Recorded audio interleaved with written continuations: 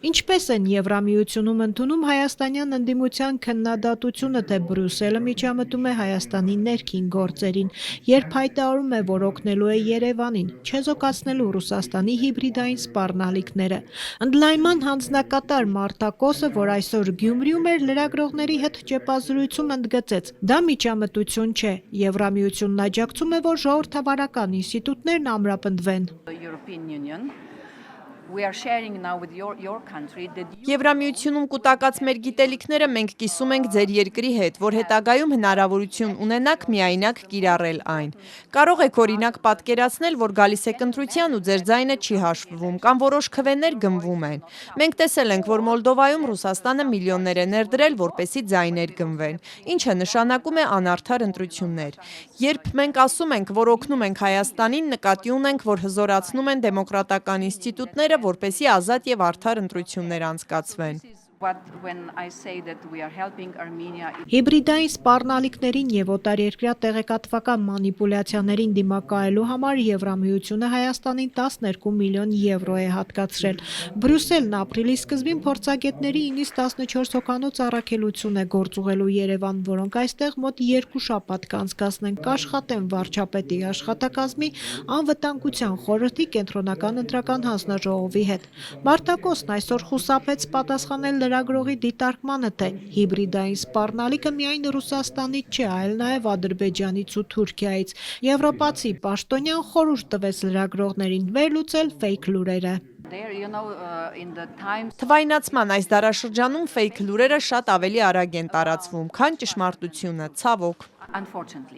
Իսկ ինչու են աչք փակում Հայաստանում ժողովրդավարական խնդիրների վրա։ Այս հարցին ևս Մարթա Կոսն ուղիղ պատասխան չտվեց, միայն շեշտեց, թե ժողովրդավարությունները ողջ Եվրոպայում հարձակման տակ են։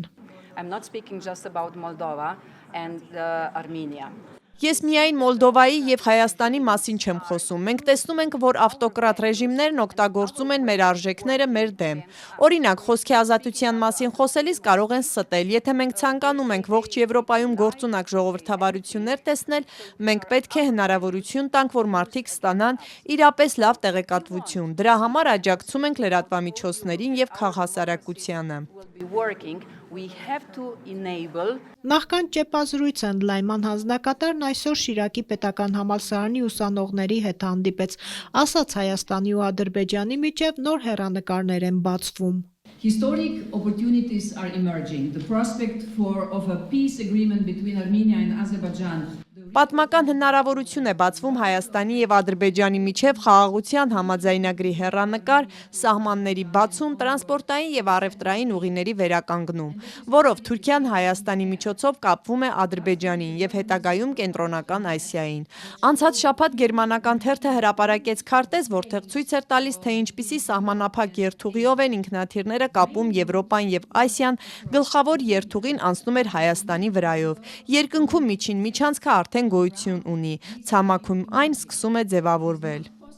Մարթա Կոսը երեկվանից է Հայաստանում, Երևանում նրան ընդունել էին վարչապետն ու փոխվարչապետը։ Այսօր արդեն Գյումրիի սրճարաններից մեկում Գաթա էր համտեսել ու այնտեղ հաջողություն բերող մետաղադրամ գտել։ Նախքան այդ ներկաներից մեկն ասել էր, եթե մետաղադրամը նրան բաժին հասնի, ուրեմն պետք է Հայաստանի համար ազատ վիզային ռեժիմը երազանք պահի։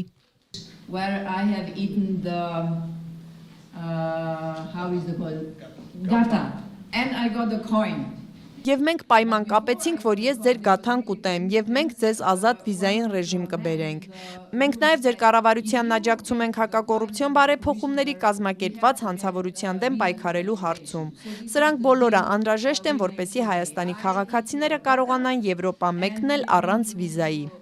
Visa-free regime for Europe. Հստակ ժամկետներ, սակայն ընդլայնման հանձնակատարը չնշեց, թե երբ հայաստանցիներն առանց վիզայի կկարողանան Եվրոպա մուտք գործել։ Երևանը դեռ բարեփոխումների երկար փուլ պետք է անցնի։ Մարթա Կոսն այսօր նաև Եվրամիության ֆինանսավորմամբ Գյումրիում իրականացվող և իրականացվելիք ծրագրերը դիտարկեց, նաև քաղաքի պատմական կենտրոնում շրջեց։